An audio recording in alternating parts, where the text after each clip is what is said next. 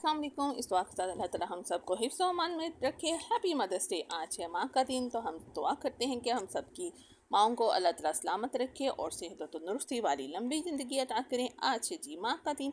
लेकिन मेरा ख्याल है कि हर दिन ही माँ का दिन होता है, और जिस दिन आप माँ की आवाज़ ना सुने या देखें ना, वो दिन दिन नहीं रहता। बचपन से लेके हर उम्र के हिस्से में बेलौस मोहब्बत देने वाली शख्सियत सिर्फ माँ है।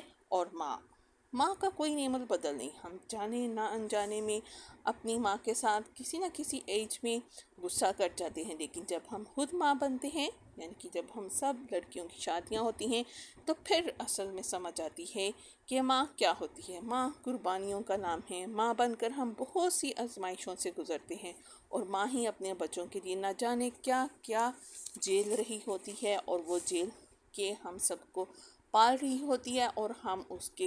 और अगर अपने वो किसी इमोशनल मोमेंट्स पर हम उसके साथ नेगेटिव हो भी जाएं, तो मेरा ख्याल है कि उस पे इंसान को बाद में बहुत ही गिल्ट फील होता है।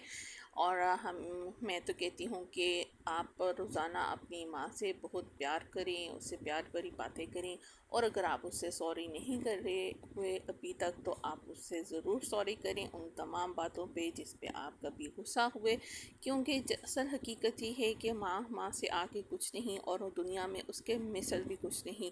माँ से आपकी जो फीलिंग्स अटैच होती हैं, और जो सब कुछ आप एक माँ के साथ शेयर कर सकते हैं, आई थिंक दुनिया में और कोई हस्ती नहीं जिससे आप इतना फ्रीली हो के उससे अपना सब कुछ शेयर करो, और वो आपको सिर्फ आगे से प्यार दे। आपकी ज़िंदगी का कोई मसला हो, कोई खुशी हो, कोई गमी हो, उसको सबसे ज़्यादा अंडरस्टैंड करने वाली जो वाहिद शख्सियत है वो आपकी माँ है, जो आपके हर पॉइंट को समझ सकती है, और आपको हर ज़िंदगी के मौके पे उसको संभलना, उसके मसाइल को किस तरह आप इजीली हल कर सकते हैं, और उसका सबसे ज़्यादा मुखलिस मशवरा सिर्फ़ और सिर्फ एक माँ दे सकती है।